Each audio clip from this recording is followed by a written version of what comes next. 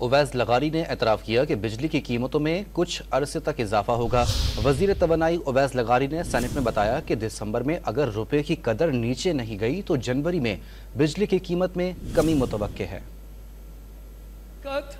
جو قیمتیں جون میں اس وقت ایگزسٹ کر رہی ہیں وہ اگلے 3 سے 4 مہینے کے لیے کچھ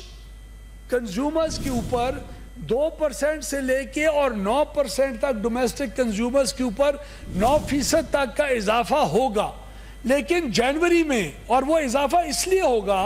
کیونکہ پچھلے سال کا جو ٹیرف تھا اس کا بوجھ اگلے 6 مہینے کے لیے ہمارے اوپر آئے گا۔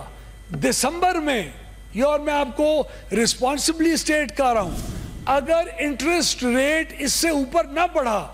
اگر روپے کی قدر اس سے نیچے نہ گئی، تو آپ کی جنوری 2025 میں آج کے ریٹوں سے وہ ریٹ کم از کم 2 سے 3% اوورآل پول کے اوپر ریڈیوس ہوں گے۔